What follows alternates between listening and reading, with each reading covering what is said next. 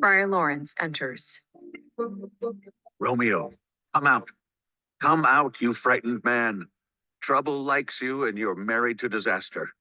Romeo enters. Father, what's the news? What punishment did the prince announce? What suffering lies in store for me that I don't know about yet? You know too much about suffering. I have news for you about the prince's punishment. Is the prince's punishment any less awful than doomsday? He made a gentler decision. You won't die, but you'll be banished from the city. Ha! Banishment. Be merciful and say death. Exile is much worse than death. Don't say banishment. From now on, you are banished from Verona. You should be able to endure this because the world is broad and wide. There is no world for me outside the walls of Verona, except purgatory, torture, and hell itself. So to be banished from Verona is like being banished from the world. And being banished from the world is death. Banishment is death by the wrong name. Calling death banishment is like cutting off my head with a golden axe and smiling while I'm being murdered. Oh, deadly sin. Oh, rude and unthankful boy. You committed a crime that is punishable by death. But our kind prince took sympathy on you and ignored the law when he substituted banishment for death. This is kind mercy, and you don't realize it. It's torture, not mercy. Heaven is here because Juliet lives here. Every cat and dog and little mouse, every unworthy animal that lives here can see her, but Romeo can't. Flies are healthier and more honorable and better suited for romance than Romeo. They can take hold of Juliet's wonderful white hand, and they can kiss her sweet lips. Even while she remains a pure virgin, she blushes when her lips touch each other because she thinks it's a sin. But Romeo can't kiss her or hold her hand because he's been banished. Flies can kiss her, but I must flee the city. Flies are like free men, but I have been banished. Yet you say that exile is not death? Did you have no poison, no sharp knife, no weapon you could use to kill me quickly? Nothing so disgraceful except banishment? Oh, friar. Damned souls use the word banishment to describe hell. They howl about banishment. If you're a member of a divine spiritual order of men who forgive sins, and you say you're my friend, how do you have the heart to mangle me with the word banishment? You foolish madman, listen to me for a moment. Oh, you're just going to talk about banishment again. I'll give you protection from that word. I'll give you the antidote for trouble. Philosophy. Philosophy will comfort you even though you've been banished. You're still talking about banished? Forget about philosophy. Unless philosophy can create a Juliet, or pick up a town and put it somewhere else, or reverse a prince's punishment, doesn't do me any good. Don't say anything else. Oh, so madmen like you are also deaf. How should madmen hear if wise men can't even see? Let me talk to you about your situation. You can't talk about something that you don't feel. If you were as young as I am, if you were in love with Juliet, if you had just married her an hour ago, if then you murdered Tybalt, if you were lovesick like me, and if you were banished, then you might talk about it. You might also tear your hair out of your head and collapse to the ground the way I do right now. Romeo falls on the ground. You might kneel down and measure the grave that hasn't yet been dug. Knocking from offstage. Get up. Somebody's knocking. Hide yourself, good Romeo. I won't hide unless all the mist from my heart-sick groans envelops me like fog and conceals me from people's searching eyes. Knocking. Listen, they're still knocking. To the person at the door. Who's there? To Romeo. Romeo, get up. They'll arrest you. To the person at the door. Hold on a moment. To Romeo. Get up, Knocking. run, and hide in my study. Just a minute. For the love of God, why are you being so stupid? I'm coming. I'm coming. Knocking.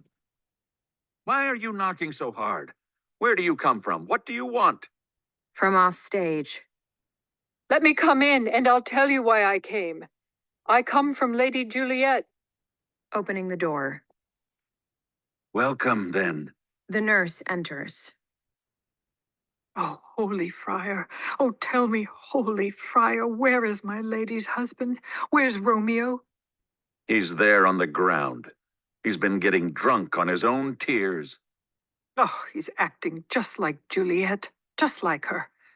Oh, painful sympathy. What a pitiful problem. She's lying on the ground just like him, blubbering and weeping, weeping and blubbering. Stand up. Stand up. Stand up if you're really a man.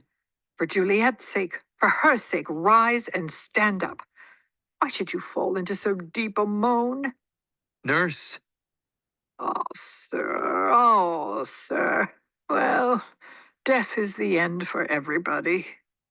were you talking about Juliet? How is she? Does she think that I'm a practiced murderer because I tainted our newfound joy by killing one of her close relatives? Where is she? How is she doing? What does my hidden wife say about our ruined love? No, she doesn't say anything, sir. She just weeps and weeps. She falls on her bed and then starts to get up. Then she calls out Tybalt's name and cries Romeo, and then she falls down again. She's calling out my name as if I were a bullet murdering her, just like I murdered her relative.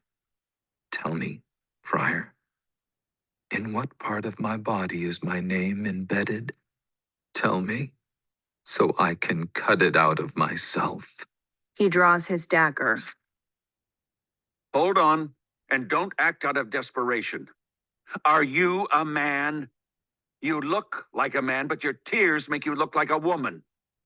Your wild actions resemble the irrational fury of a beast. You're a shameful woman who looks like a man, or else an ugly creature who's half man, half beast. You have amazed me. I swear by my holy order, I thought you were smarter and more rational than this.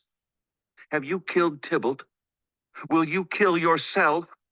And would you also kill your wife, who shares your life, by committing the sin of killing yourself? Why do you complain about your birth, the heavens, and the earth? Life is the union of soul in body through the miracle of birth, but you would throw all that away. You bring shame to your body, your love, and your mind. You have so much natural talent, but like someone who hoards money, you use none of your talent for the right purpose. Not your body, not your love, not your mind. Your body is just a wax figure without the honor of a man. The love that you promised was a hollow lie. You're killing the love that you vowed to cherish. Your mind, which aids both your body and your love, has mishandled both of them. You're like a stupid soldier whose gunpowder explodes because he's careless. The things you were supposed to use to defend yourself end up killing you. Get up, man. Your Juliet is alive. It was for her that you were almost killed earlier. Be happy that she's alive. Tybalt wanted to kill you, but you killed Tybalt. Be happy that you're alive. The law that threatened your life was softened into exile. Be happy about that. Your life is full of blessings. You have the best sorts of happiness to enjoy. But, like a misbehaved, sullen girl, you're whining about your bad luck and your love. Listen. People who act like that die miserable. Go be with your love, as it was decided at your wedding. Climb up to her bedroom and comfort her. But get out of there before the night watchmen take their positions.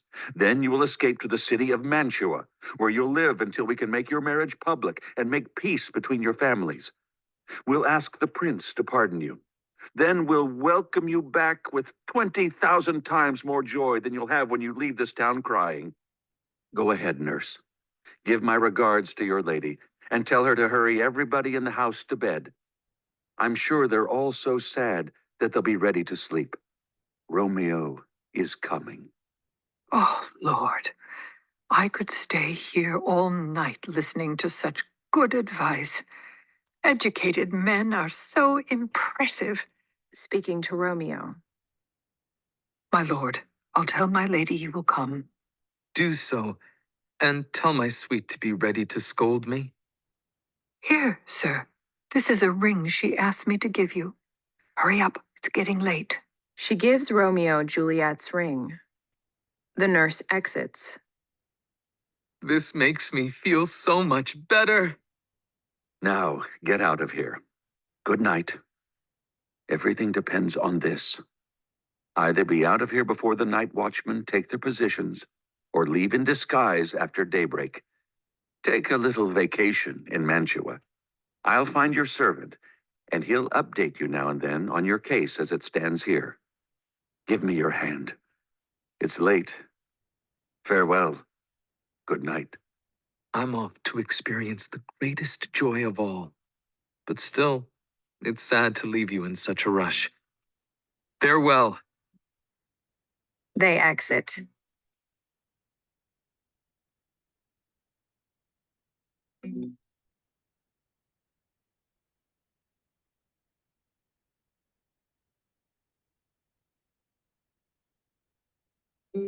Act 3, Scene 4.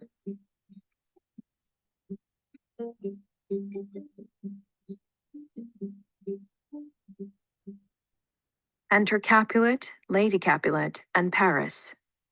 Things have turned out so unluckily, sir, that we haven't had time to convince our daughter to marry you. Listen, she loved her cousin Tybalt dearly, and so did I. Well, we were all born to die. It's very late. She won't be coming downstairs tonight. Believe me, if you weren't here visiting me, I myself would have gone to bed an hour ago. These times of pain are bad times for romance. Madam, good night. Give my regards to your daughter. I will. And I'll find out what she thinks about marriage early tomorrow. Tonight, she is shut up in her room, alone with her sadness. Sir Paris, I'll make a desperate argument for my child's love. I think she'll do whatever I say. No, I think she'll do all that and more. I have no doubt about it. Wife, visit her in her room before you go to bed. Tell her about my son Paris's love for her. And tell her, listen to me, on Wednesday. Wait, what day is today? Monday, my lord. Monday. Well, Wednesday is too soon. Let it be on Thursday. On Thursday, tell her she'll be married to this noble earl. Will you be ready? Do you think it's a good idea to rush? We shouldn't have too big a celebration. We can invite a friend or two. Listen, because Tybalt was just killed, people might think that we don't care about his memory as our relative if we have too grand a party. Therefore, we'll have about half a dozen friends to the wedding, and that's it. What do you think about Thursday?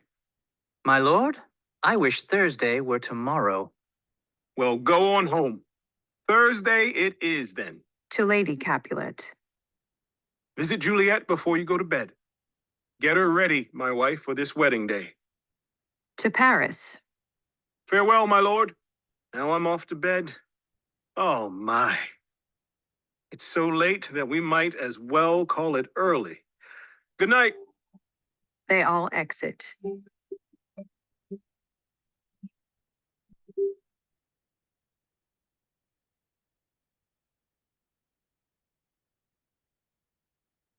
Act 3, Scene 5.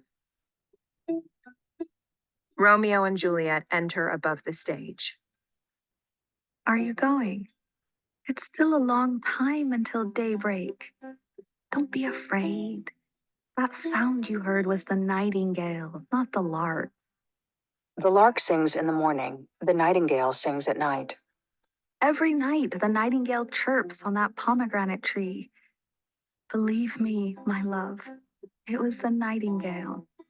It was the lark, the bird that sings at dawn, not the nightingale. Look, my love, what are those streaks of light in the clouds parting in the east? Night is over, and day is coming. If I want to live, I must go. If I stay, I'll die. That light is not daylight. I know it. It's some meteor coming out of the sun to light your way to Mantua. So stay for a while. You don't have to go yet. Let me be captured. Let me be put to death. I am content if that's the way you want it. I'll say the light over there isn't morning. I'll say it's the reflection of the moon. I'll say that sound isn't the lark ringing in the sky. I want to stay more than I want to go. Come, death, and welcome. Juliet wants it this way. How are you, my love? Let's talk. It's not daylight. It is. It is. Get out of here. Be gone. Go away. It's the lark that sings so out of tune, making such harsh noise. Some say the lark makes a sweet division between day and night. It's not true because she separates us. Some say the lark traded its eyes with the toad. A folktale said that the lark had gotten its ugly eyes from the toad, who had taken its pretty eyes from the lark. Oh, now I wish they had traded voices too, because the lark's voice tears us out of each other's arms, and now there will be men hunting for you. Oh, go away now. I see more and more light. More and more light, more and more pain for us. The nurse enters. Madam, Nurse? your mother is coming to your bedroom. Day has broken. Be careful. Watch out. The nurse exits. When the window lets day in, and life goes out the window. Farewell, farewell. Give me one kiss and I'll go down. They kiss. Romeo drops the ladder and goes down. Are you gone like that, my love, my lord? Yes, my husband, my friend. I must hear from you every day in the hour. In a minute, there are many days. Oh, by this count, I'll be many years older before I see my Romeo again. Farewell. I won't miss any chance to send my love to you. Oh, do you think we'll ever meet again? I have no doubts. All these troubles will give us stories to tell each other later in life. Oh, God, I have a soul that predicts evil things. Now that you are down there, you look like someone dead in the bottom of a tomb. Either my eyesight is failing me, or you look pale. And trust me, love, you look pale to me too. Sadness takes away our color. Goodbye. Goodbye. Romeo exits. Oh, luck, luck. Everyone says you can't make up your mind. If you change your mind so much, what are you going to do to Romeo, who's so faithful? Change your mind, luck. I hope maybe then you'll send him back home soon. Off stage. Hey, daughter, are you awake? Who's that calling? Is it my mother? Isn't she up very late? Or is she up very early? What strange reason could she have for coming here? Lady Capulet enters. What's going on, Juliet? Madam, I am not well. Will you cry about your cousin's death forever? Are you trying to wash him out of his grave with tears? If you could, you couldn't bring him back to life. So stop crying. A little bit of grief shows a lot of love, but too much grief makes you look stupid. Let me keep weeping for such a great loss. You will feel the loss, but the man you weep for will feel nothing. Feeling the loss like this, I can't help but weep for him forever. Well, girl, you're weeping not for his death as much as for the fact that the villain who killed him is still alive. What villain, madam? That villain Romeo. speaking so that Lady Capulet can't hear. He's far from being a villain. To Lady Capulet. May God pardon him. I do, with all my heart. And yet no man could make my heart grieve like he does. That's because the murderer is alive. Yes, madam, he lies beyond my reach. I wish that no one could avenge my cousin's death except me. We'll have revenge for it. Don't worry about that. Stop crying. I'll send a man to Mantua where that exiled rogue is living. Our man will poison Romeo's drink and Romeo will join Tybalt in death. And then I hope you'll be satisfied. I'll never be satisfied with Romeo until I see him dead. Dead is how my poor heart feels when I think about my poor cousin. Madam, if you can find a man to deliver the poison, I'll mix it myself so that Romeo will sleep quietly soon after he drinks it. Oh, how I hate to hear people say his name and not be able to go after him. I want to take the love I had for my cousin and take it out on the body of the man who killed him. Find out the way and I'll find the right man. But now, I have joyful news for you, girl. And it's good to have joy in such a joyless time. What's the news? Please tell me. Well, you have a careful father, child. He has arranged a sudden day of joy to end your sadness. A day that you did not expect and that I did not seek out.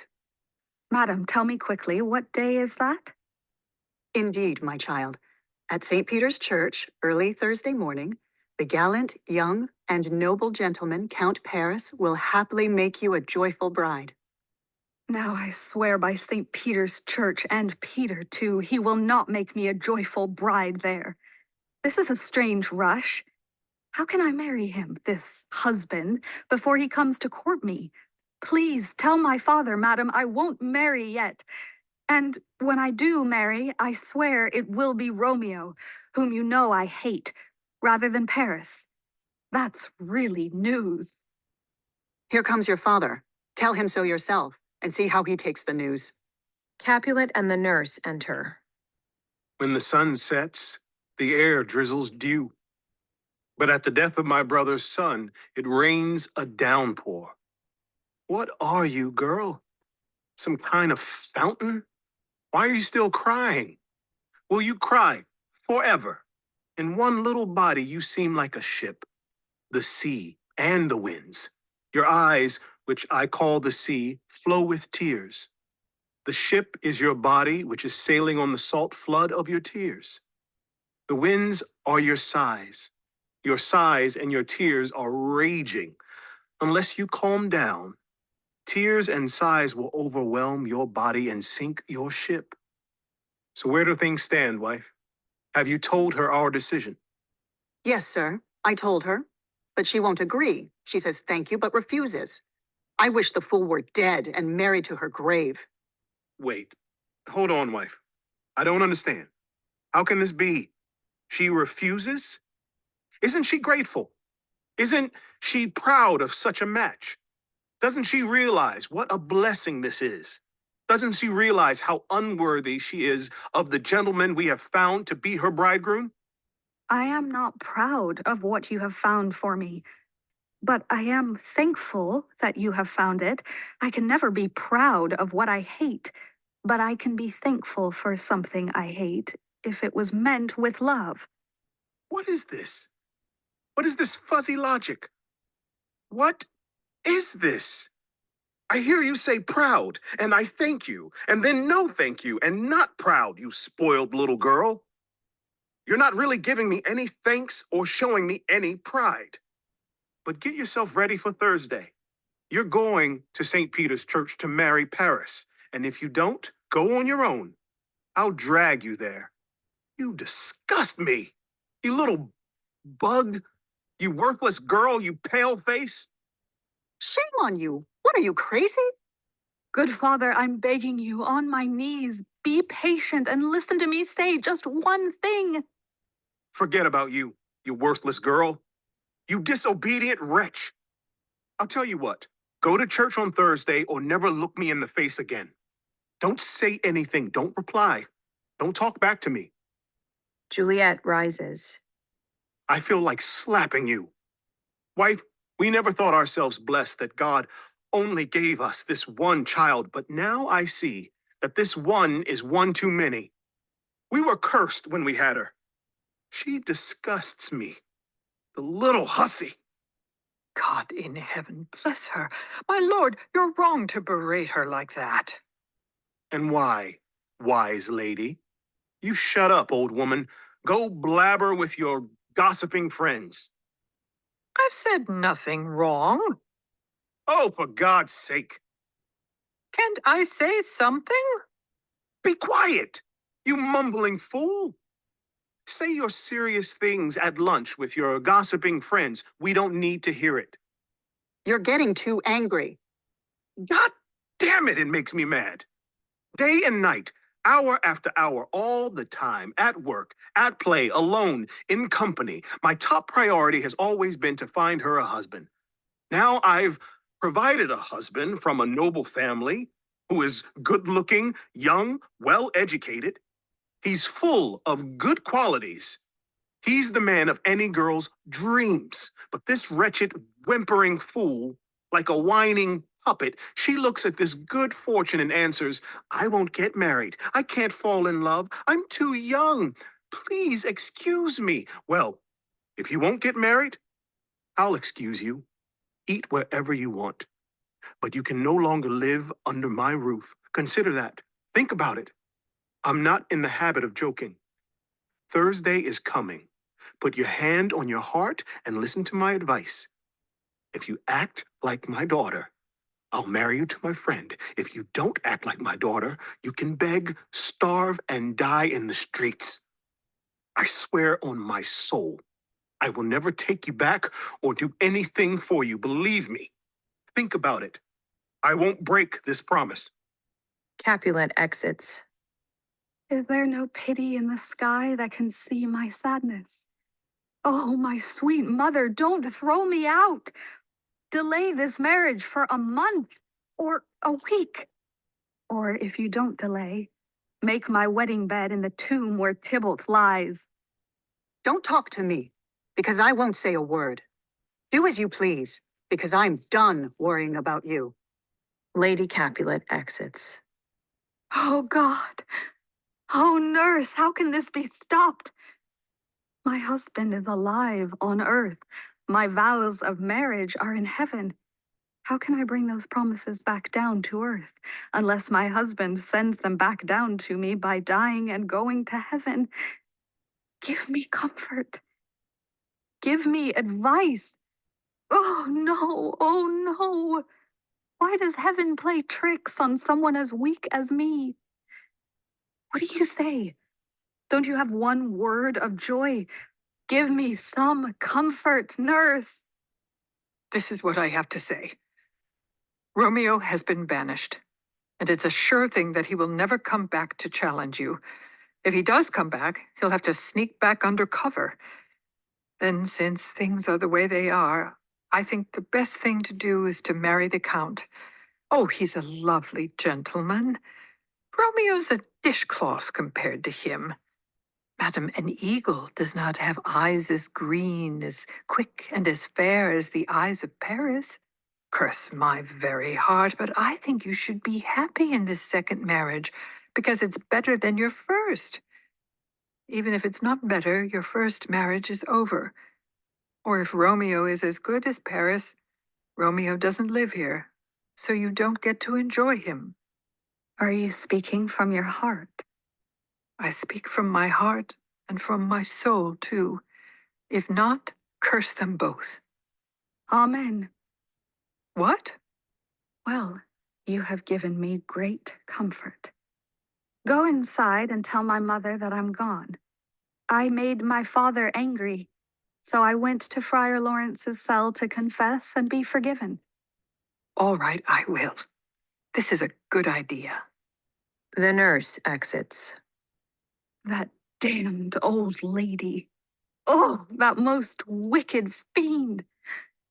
Is it a worse sin for her to want me to break my vows, Or for her to say bad things about my husband after she praised him so many times before. Away with you and your advice, nurse. From now on, I will never tell you what I feel in my heart. I'm going to the friar to find out his solution.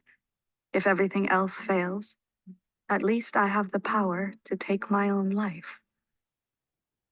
Juliet exits.